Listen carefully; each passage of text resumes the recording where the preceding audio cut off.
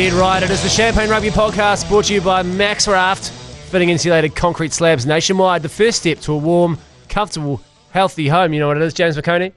MAXRaft. It's MAXRaft, that is right. My name is Tony Lyall, and lovely to be back. Had a week off last week, and God only knows what happened. All I know is that the TAB good punt was on the Highlanders to lose, which, while it is devastating to my morale, it was massively accurate. But lovely to be back. Wait a second. You actually went online and commented, I'm gone 1 week, and this is the wheels have come off. You've bet against the Highlanders. Yeah. Absolute disgrace. It just went on and on and on. I liked it. It was a sympathy like. It's like Tony's just online. Let's just give him a like. I'll take a sympathy like. You were absolutely wrong. 31-0, but we're not going to get into that straight away, but 31-0. The TAB good punt was bang on. It's not that I was wrong. You always have to back your team. When I make my picks every single week, the thing I never think about, I go Highlanders to win, no matter who they're playing. And I think if you're making picks and you're picking against your own team, you're not a fan. You need to give yourself an uppercut. That's horrific scenes. If you're making picks and you're betting against your team at any stage, you're fundamentally a bad fan and a bad person. Wow, imagine if you're a Crusaders fan and you bet on the Western Force, you would have been having an absolute field day, wouldn't you? That would have been a good punt to get on. I don't have the odds, but we're going to have a TAB good punt later on in the show, aren't we? Yeah, we certainly are, and we'll have a look at that because it was that was the good thing about the weekend's game. 31-0, the Highlanders losing on Friday night, but it was completely overshadowed in the drama stakes by the Crusaders, again losing their bottom of the table. Is this as bad as it's ever been for the Crusaders? Well, judging by the comments and the tweets, it's pretty bad. I mean, some people went a little bit over the top, but there's a lot of sack the coach. One person said sack the couch. I feel like that was probably a typo. Typo, yeah. Maybe you could sack the couch. I think, was it Martin Devlin might have said worst loss ever. Another comment was nudes in bio. I clicked on that one. Was Martin Devlin jumping on the roof of a car while he was yelling worst loss ever? No, but he was definitely, I think he's very much into Twitter or X at the moment. But what happened is that loss, even though the Crusaders came back a bit, it's pretty much set that benchmark for an all-time low. They did lose, I think they might have been Wooden Spoon the first. They were Wooden Spoon Super Rugby the comp. First year. Yeah. They were 6th the second year, and they won it in the third. So That's there's always a road back for the Crusaders. And I think, I don't know, they're the sort of team as well, they might just turn it around. And I think I said this last week. And then they'll absolutely thump the Rebels this week. Or they're certainly capable of that sort of thing, just to remind everyone who they are. But we've been waiting for it all season. We've been waiting for the turnaround, and it simply hasn't come. Maybe they're just going, bugger it, guys. Should we just take the year off, take our new fancy classic jerseys, and just chill for the year? Tank for the draft. It's 7 losses and 1 win. So 7th loss of the season. The 1 win is against the Chiefs. Not a bad side. But watching them go and have this kind of like everything that can go wrong will go wrong. It's like a sitcom of Faulty Towers. I mean, most Curb Your Enthusiasm, things are going to basically just compound and snowball into a situation where the drop pass at the crucial time, all that sort of stuff, even not taking a kick at goal the other day when it was pretty handy to the post, I'm going, that puts you within 7 points. The comeback is on.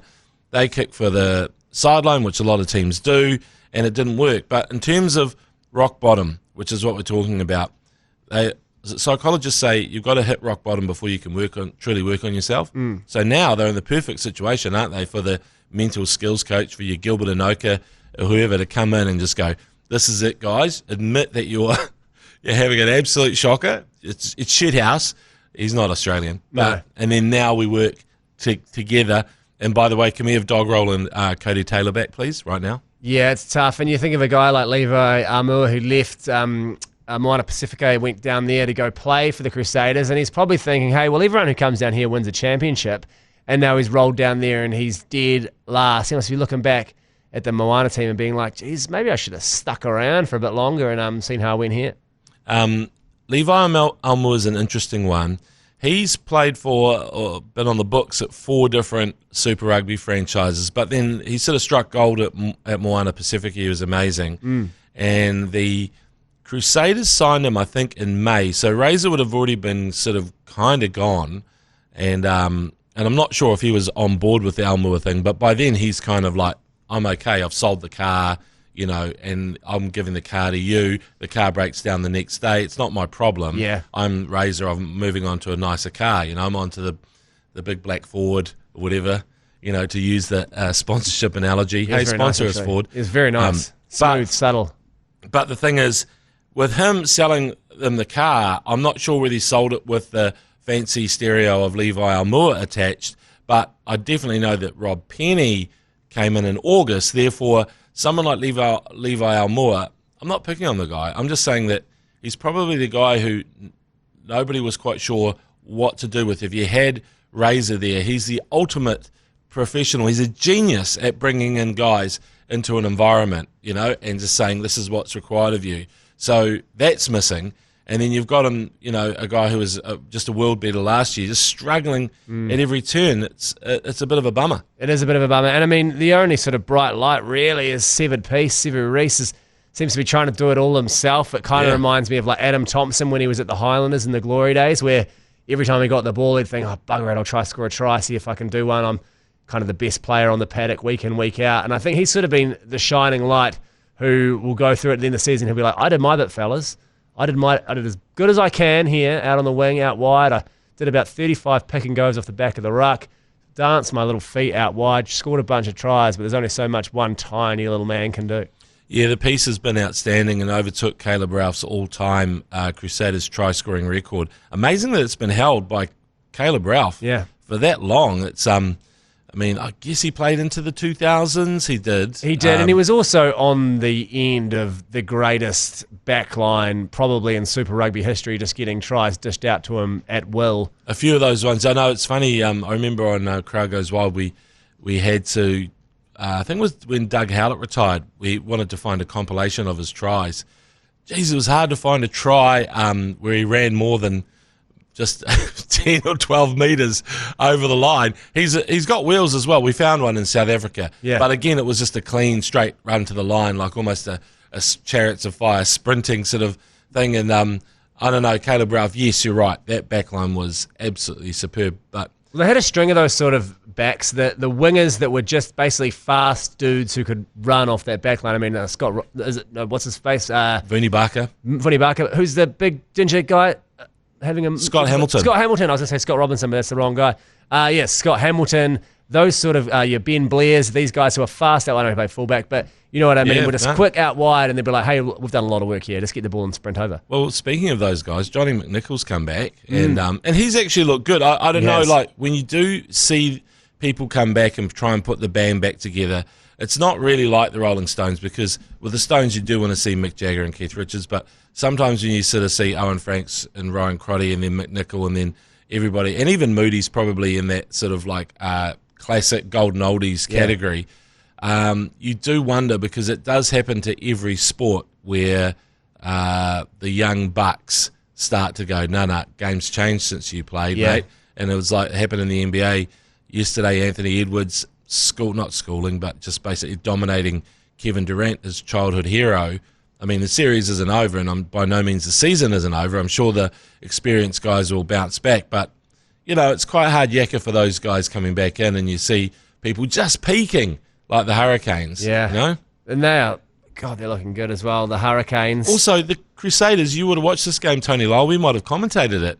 They didn't lose to the Canes by much. No, not at all. So, look, I think they'll come back, the Crusaders, finish 8th, play the Hurricanes in an absolute blockbuster game at the Cape Town Sky Stadium, and that'll be a real shitter for the Canes fans to know that they've dominated all season. They have to welcome the Crusaders in their first playoff game. Yeah, it does seem like maybe if you win, you should get to pick the team you play against instead of just saying you automatically play 8. Yeah. You get to go through. I mean, it is a bit of a savage call when you go, we want to play this team. We 100% want to play this team. Well, it's playground savage, isn't it? What school kids do, you know, when you're the captain and you decide, and then there's 2 kids left at the end, generally a fat kid called James and a kid with glasses called Tony. Big dorky, tall, lanky kid called Tony, yeah. And we're like, and every time if I was ever picked down the order in those playground things, I was like, I'm going to show you fuckers. This is how much of a psycho I was at age 9. It's like, I'm going to dominate. And of course, I never did. I just basically thought about it. Although in soccer, I wasn't too bad at playground football when I was a kid, because lots of kids just go around like, kick. It's like you know what I mean. Oh, yeah. What were you doing? Running up, just chopping folks in half, big No, slide tackles? I was doing all this sort of like trying to Diego Maradona it through the, little jinky sort of runs here and there. Doing a lot of cocaine as well, I'd imagine. Yeah, I did that as well, yeah. Picado primary and Telmich. It was all fine. Like cocaine was kind of like no big deal back then. But I do remember weaving through the team, scoring a goal, and one kid spat in my face. He was so annoyed. That is annoying. Yeah, because he thought, there's no way this fat kid is going to get past me. And I went, ding, ding, ding. And then, in your face. That guy actually works in TV now. I won't reveal his name. Oh, man, I was really excited for you to reveal his name, to Mike be honest. McRoberts, no. Oh, McRoberts, R.I.P. No, was it? He's not dead, by the way, just retired. Just before anyone thinks that McRoberts has passed away. Yeah, actually, I think Mike McRoberts is a national treasure, right? So, shout out to all our friends, your mates as well, your colleagues from News Hub. Stuff have decided to pick up News Hub. We're going off piste here, but there was a news report saying that they've just sort of bitten off more than they can chew. They've realised, oh shit, putting together a 6 p.m. bulletin is quite a lot of work. Yeah, it's quite a lot of work. I think they'll be really shocked. It's been literally a buildings full of people's job to do that, and they're like, yeah, we can do it on the smell of an oily rag, surely. Yeah. How hard can it be? And now they're going, oh fuck. I will say this. God bless them for doing it, though. It's duly needed and good to see that someone's getting amongst it. And, McRoberts, he sails off into the sunset. He'll be back in Baghdad dodging bullets or something like this in no time. Well, the one thing Stuff should be doing is they should be just going around and just saying, you're a legend, we're keeping you. It's all you have to do is just say, like, it's your own little free hit NBA draft where you actually go around the building and saying, yes, Sam Hayes, yes, Andrew Gordy, yes, Michael, whatever you want to do, and you say, we need you, because in the end, that knowledge leaves, that IP walks out the building, and you're fucked. Yeah, it really is. You need IP in the building. IP in the building. My only question is, are they going to call it Stuff? Are they going to call it Stuff? You can't have the news called Stuff at 6 o'clock. I remember when they named Stuff, I was working for the Sunday Star Times, and we all thought it was such a fucking joke. Oh, like cynical journalists. But, geez, that brand's carried on, It's hung in there. It certainly has, but I'm looking forward to Stuff at 6 p.m. They go, what is it? Oh, sort of just news and stuff. News stuff. Maybe they'll change it up. Maybe they'll mix it up. Who knows? I'm excited to see it. I was also excited to see the Hurricanes 38 beating Fiji and Endura 15. And is there anything commentators love more than when they watch a game in Fiji than just being like, look at the crowd. Oh, they're going ape shit. And just commentating on the crowd. The Suva crowd in this case, or the Fijian Drua crowd, are just incredible. Like that's proper fandom. They really play up to the big screen in the most perfect way. You know, like there's they understand what's going on in terms of, like, there's so many big screen people in other parts of the world that are a little bit clueless, but there's been some really good moments in that. Well, I mean, the shaking of the tree was probably the highlight. One of the big highlights. It was against the Crusaders a couple of years ago. I think it was. But famous victory. One of the greatest things I've ever seen on a television broadcast of the crowd. A tree celebrating. And then, so they are still freaking hard to beat in Fiji. The Hurricanes, I think they had 2 or 3 yellow cards. Yeah. But Asafo Almua getting injured, that's the victory coming at a huge cost.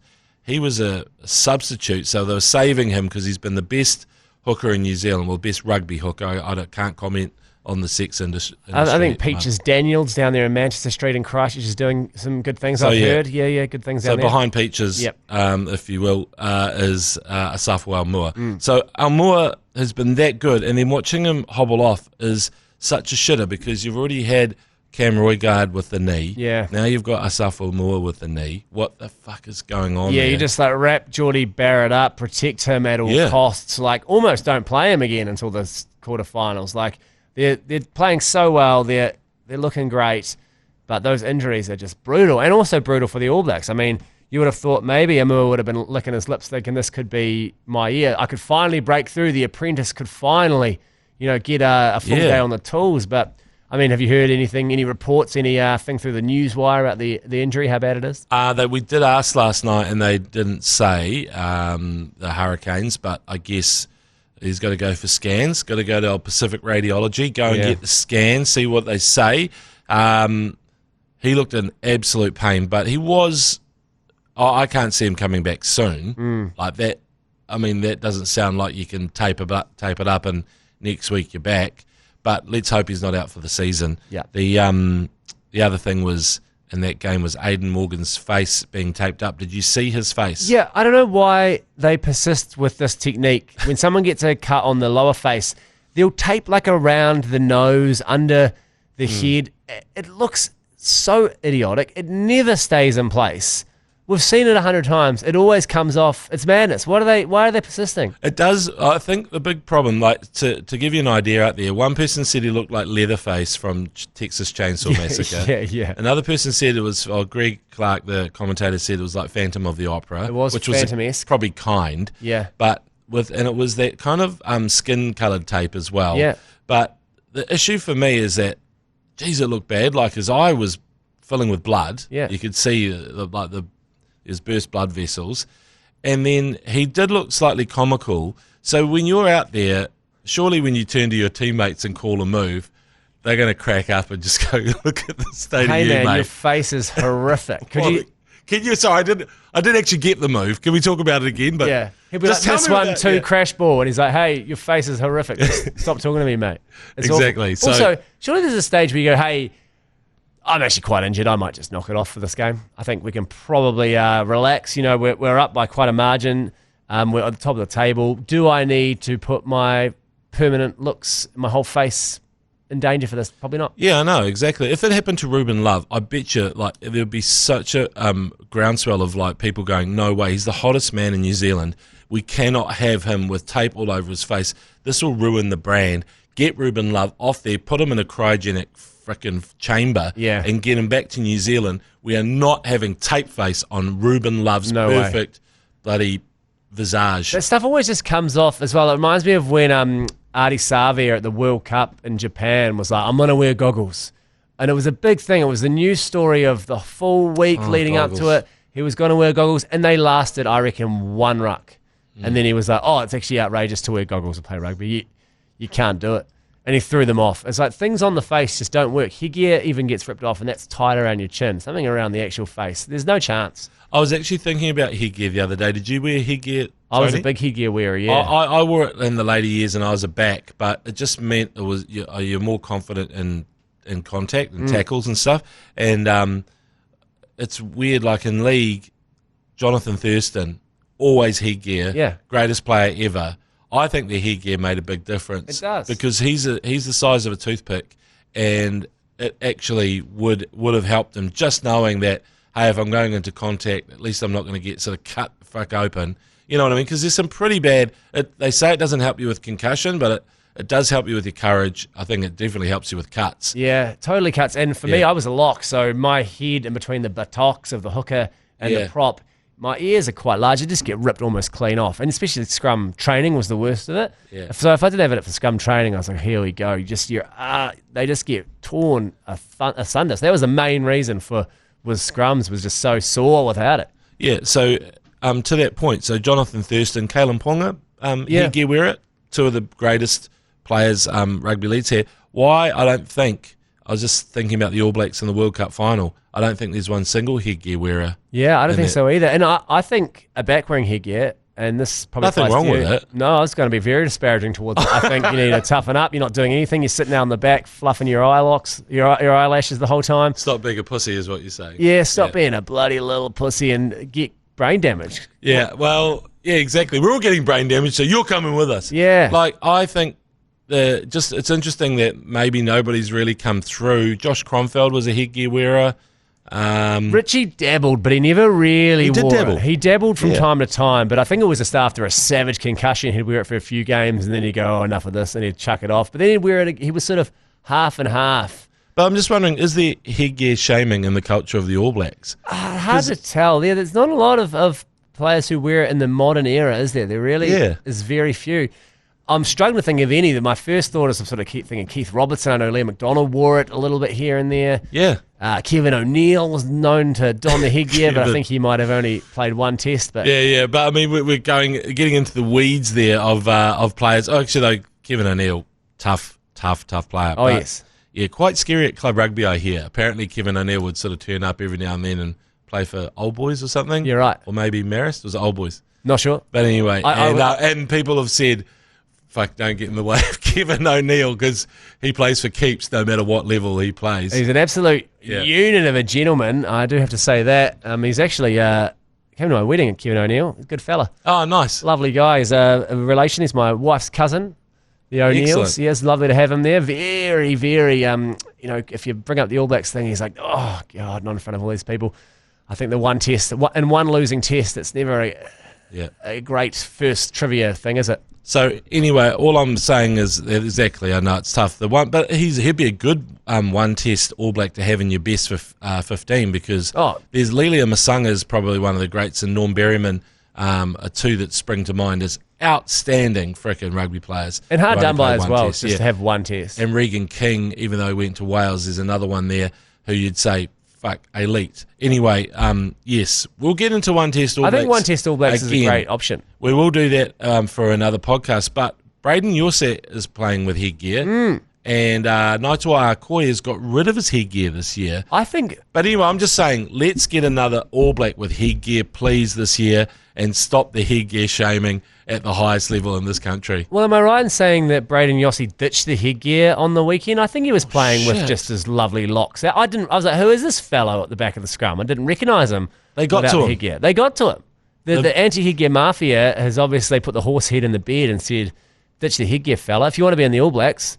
And he's playing, I mean, am I wrong in saying that he's playing well enough that he could be in the conversation? Absolutely. Yeah, and what I like about the Canes is that Clark Laidlaw, the Scotsman, has come in without any favourites and has said, actually, I do like Braden Yorset at number 8, the guy who's just been battling away for Manawatu, you know? Yeah. He's my number 8. And you'd say Stupid Sexy Flanders should be there or someone, ahead of him normally, just on history, but he's like, no, I like that guy. And then the same with Peter Larkai, who's young and amazing, but Duplessis Kirifi, you'd just say, like, at the start of the season, you'd say maybe this was his year to push for the All Blacks. And he's like, and Clark's like, no, I'm putting you on the bench. Sorry. Yeah, he's Scottish. It's funny seeing Heather Duplessis Kirifi sort of come off the bench, and you were like, people were talking up him as the next heir apparent for the All Blacks open side position. Yeah. Now he can't even get a look in because Peter Larkai is just karate kicking anyone who comes near him. Yes. Should we talk about the Highlanders after the break? We'll take a break. Let's take a break, and I'll try to cheer up for this one. Welcome back to the Export Beer Garden Studio. It's a Champagne Rugby podcast brought to you by MAXRaft. Their insulated concrete slabs are warming homes around New Zealand, and now they want to give you the chance to head to your team's next home game. Text MAX and your super team to 3236 to win a double pass to your team's next home match. And let's just not dwell on this for too long. Let's get into this and out of this. The Reds 31, Highlanders 0. It was, we're talking dark days for me. It was right up there. 0 points. That's a donut goose egg. Unbelievable. No points. How? It's got to be hard to. If you bet on 0 points, that's really, really tough. You'd almost never bet on 0 points. It doesn't happen. Is that an option at the TAB? I must ask because the next time the Highlanders play, I might have to get on that. Oh, eat shit, mate. They're all right. It just wasn't our night in Brisbane. It's always painful losing to Aussie teams as well. I'd rather, you lose a derby or derby or however we want to do that. You lose a Reece derby and you can kind of swallow it. But to lose to the Aussie team, their awful commentators are chirping the whole time. And, it was tough. And we just depleted. A lot of our sort of first-string players aren't there anymore. It's a real team of a lot of players who are just new to this level or, not super established, battlers, and it was tough. I don't really know what else to say about it, but Jesus. Well, I think what we can safely say that from now on, a derby has to be either a Reece derby or a Terence Trent derby because that stops us from saying derby. That is nice. Because when you got people like Joe Jury around the office saying derby all day with their American sports, kind of. Yeah, I'm more of a Derby guy, to be honest. Yeah, I'm going Derby. I'm not going to let Derby come in. Yeah. And you're not going to Derby our Derby. Derby sounds like someone who's maybe had a massive head injury. He's a bit of a Derby. He's a Derby over there. One thing I did notice about your team is Reece Patchell, the Welsh saviour of First Five, wasn't playing, and apparently he's been playing club rugby in Dunedin. Explain yourself, Tony. I have no idea about this. I don't know what we're doing. I thought Reece, the intern, was a bit of a shining light at the start of the season when we had a couple of good results. He seemed to be the player who was giving the team some direction around the field. He seemed to be working well with Whakatava. And I don't know if he's playing. I thought he must have been injured to not be in the travelling squad. I didn't know what it was. And maybe he is and he's coming back from it, and that's why he's playing club rugby. But Max Hicks is down there playing club rugby as well, and I feel like we could have done with some of his get up and go at some point. So I don't know what the go is. Weirdly, I mean, if you're a First Five who doesn't goal kick, because you've got Sam Gilbert kicking goals for you, right? That puts you're an endangered species, because he threw those intercepts, and you've heard me on this podcast, regular listeners out there, would have heard me talk about intercepts, how they're easily avoided and surely a quick fix. But I reckon if you're a non-goal kicking First Five and you throw some intercepts, you're fucked, and you're playing for Zingery Richmond or whatever it's called. Yeah, you're playing for Zingers up on the hill. Zingers on the hill. Yeah. Zingers on the hill, baby! But then they're rolling to AJ Whaliafunga, who's very unproven at this level, and going, hey, mate, here's the 10 jersey for the Highlanders. We've got, essentially someone who's of international quality down there playing for Zingers on the hill, but we trust you more than him. And sure, he might not be throwing intercept passes, but we are losing 31-0. So what would you rather? I'd rather have Whaliafunga, actually. Sorry. I mean, but you're in too deep with anti-intercepts, big anti-intercepts. Part of anti-intercepts. It's more scouring the world and the country for other options. So whenever, I get that signing Lee Halfpenny isn't necessarily a bad idea. The Crusaders, he's injured now, so they don't get his amazing elite goal kicking. Could have helped. But I think all these Super Rugby franchises just sprinting around the country going, I got that guy, you didn't want him, I've got that guy. It's like, well, if you've got two NPC teams in your region, find the gems, find the hidden gems, the rough diamonds in your region. Don't fucking go up the line thinking you're getting some gold, because you bring them down and they're playing for Zingers on the hill.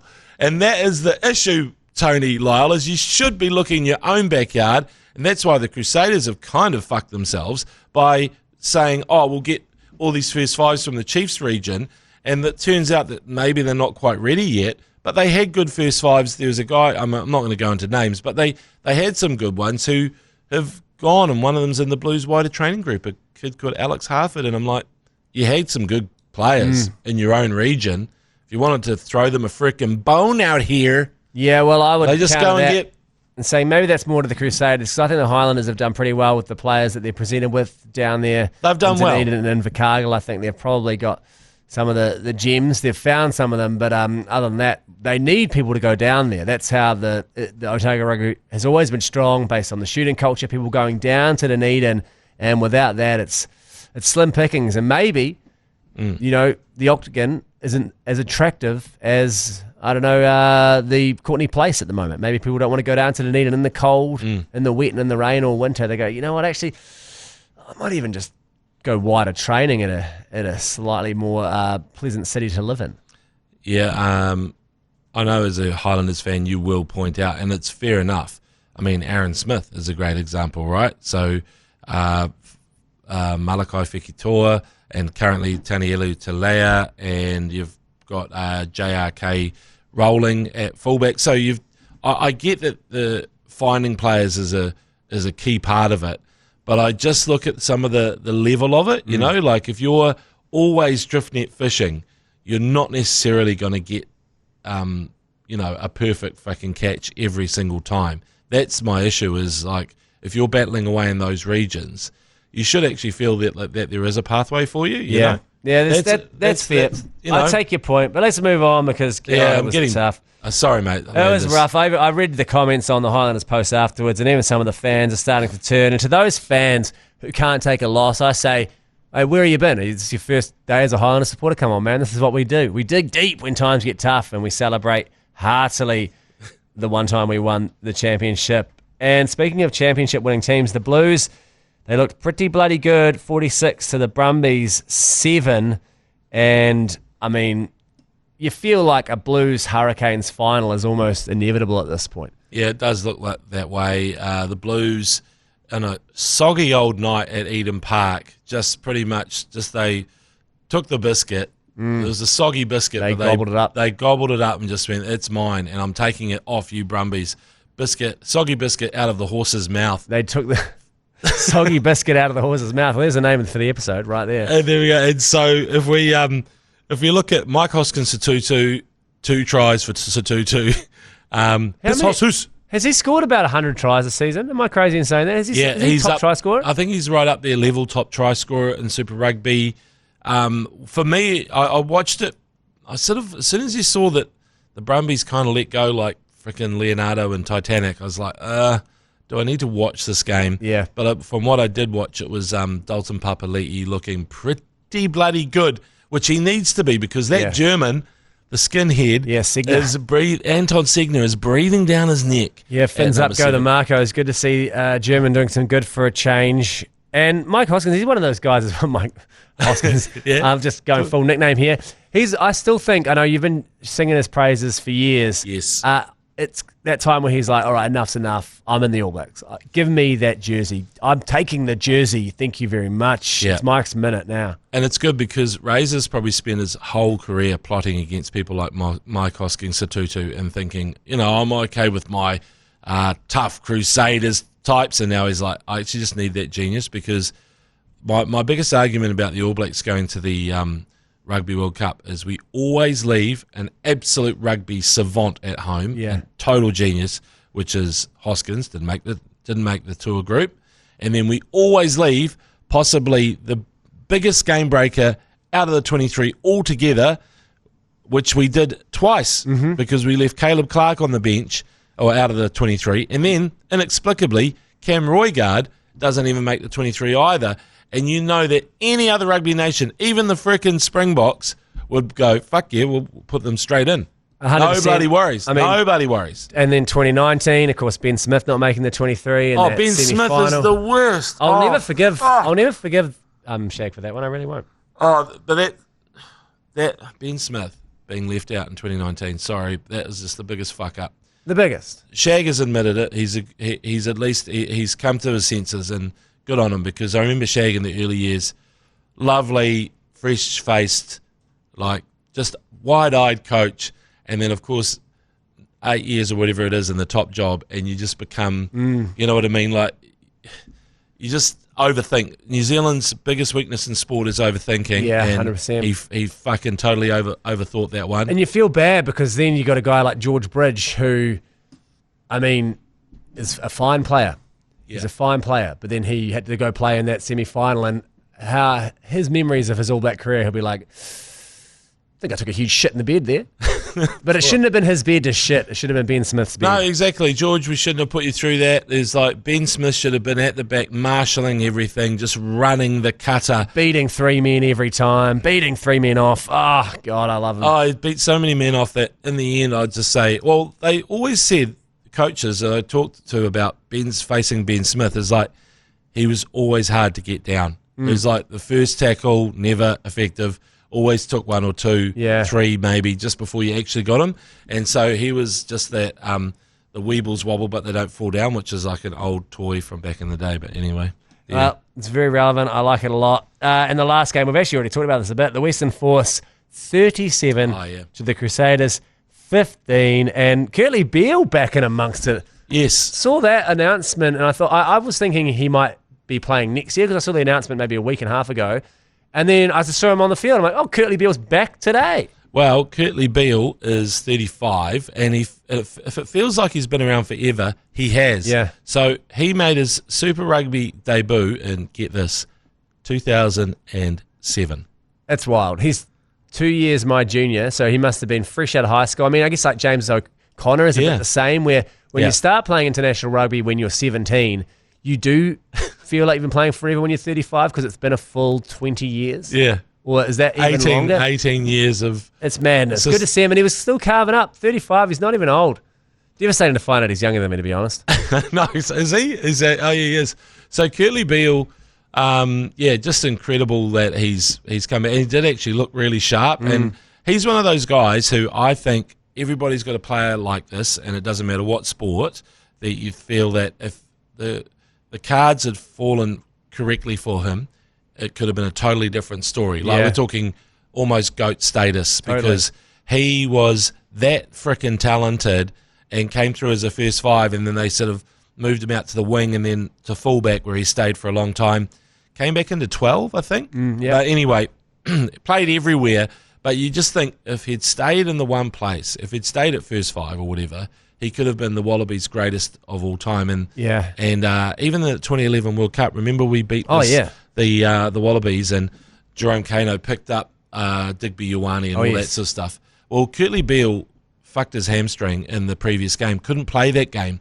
And so I remember thinking, there's nobody in that Wallabies backline that you really fear now that Beale's not there. Yeah. You know, like it just gave you that feeling of like, I think we're going to be okay here. And then in 2015, his genius kind of helped them get to the final. There's no way, Pocock was pretty good in that tournament, but anyway, respect to Curly Beale. Love him. He really is. He's the sort of player when he gets the ball in the back line, you're always squeaky bum time in his heyday for the Wallabies. He was, you didn't like playing against him for sure. And lovely to see him back running out there for the Perth Massive. We'll take a quick break and we'll be back with this weekend's game and our TAB good punt for the week. And we're back. It's the Champagne Rugby Podcast brought to you by MAXRaft, and they want to send you to your team's next home game. You can text MAX and your super team to 3236 to be in to win that double pass. Cheers, MAXRaft. Cheers, MAXRaft. And we've got 6 games this week, James McOnie. Exciting stuff for one. I don't know what Super Rugby is trying to do. I love Super Rugby. I love rugby. But you are absolutely dumping in your own bath by playing round after round with only 4 games, Super Rugby. Will anyone listen to me when I send these emails to New Zealand Rugby? I don't know what they're doing. We've got 6 games this weekend. They're back, baby. Yeah, it felt like those 4-game rounds just carried on forever. And it just took the wind out of the sails of the competition. And the only thing really keeping it in the headlines is the Crusaders shitting the bed. Yeah. Like, they've made it interesting. We had 3 weeks of 4-game rounds. It's just madness. But just have a shorter comp. Without the Crusaders hogging the headlines like that, nobody would be talking about Super Rugby. Not at all. And there was not very many. We certainly would be. We're contractually obliged. But there was no real big derbies in those games. No, Terence Trent. Derby, there we go. There's no derby. It just seemed like a bunch. I don't know who programmed this competition. It's also crazy. We've got them on the line right now. Hello from. We'll get them over here. I mean, we've got Anzac Day. The Warriors, they're playing an Anzac Day special, knowing it's a public holiday. When a lot of people watching this, Super Rugby thinking, "Nah, bugger that. We'll take the day off." Is anyone listening? That's fucking clever, eh? That Anzac Day game, 4 p.m. kickoff as well. 4 p.m. kickoff. I know. I'm beautiful. Going. As soon as I saw it was on, I was like, perfect. I'm heading along to Mount Smart, nice. And I just wish that Super Rugby would. I'll be very close to Mount Smart. I'll be down at Sky putting Cragos Wild together. So I might just wander off and go, I'm just going to go and get some food, and then just end up at the Wars, and people will be looking on the TV going, "This is James McOnie. Is it McOnie? Is that streaker James McOnie? I know that penis anywhere."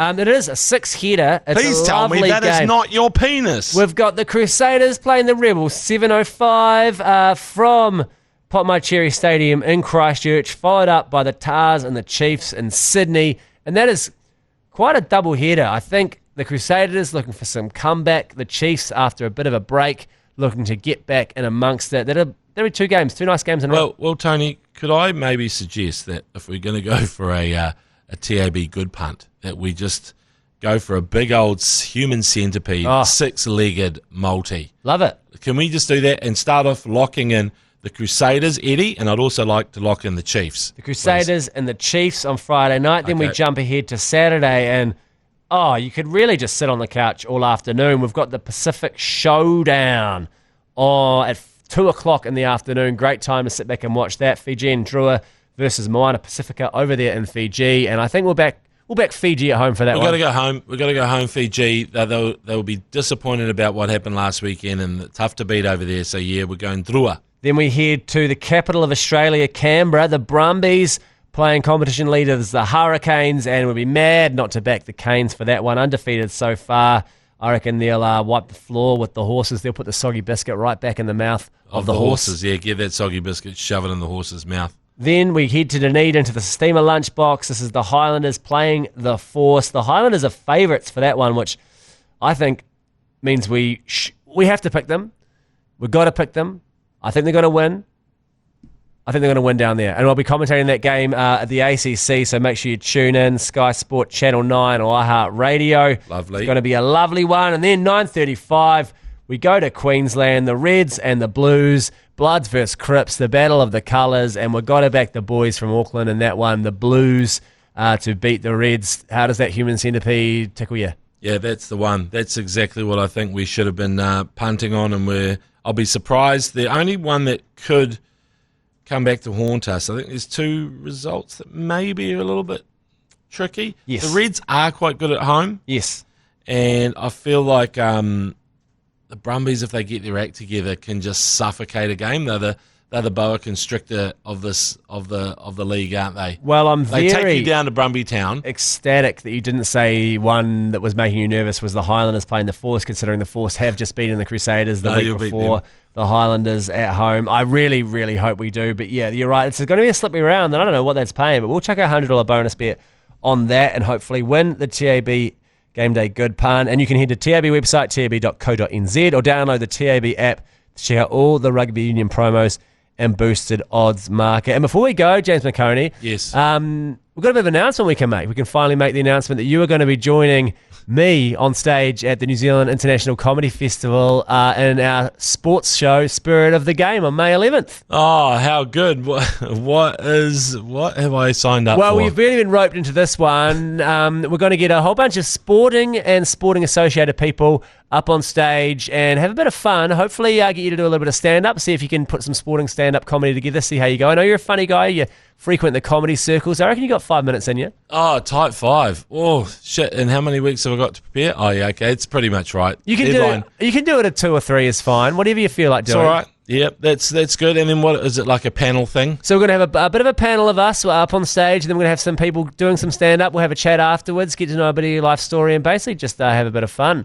Will anybody be in the crowd? Well, that's up to you, to be honest. We'll see how, once we start putting the marketing material out there with your face all over it, we'll see if the ticket sales move.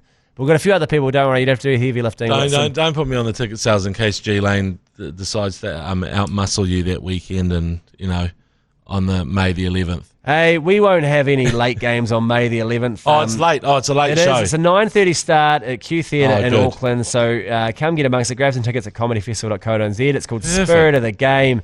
And while you're there, you may as well grab some tickets to the old solo show that I'm doing called Lower the Tone. It's actually the Highlanders playing the Crusaders at 7:05 p.m. So you might very well commentate that and then wander down to Q Theatre and jump on stage and let us know how it went.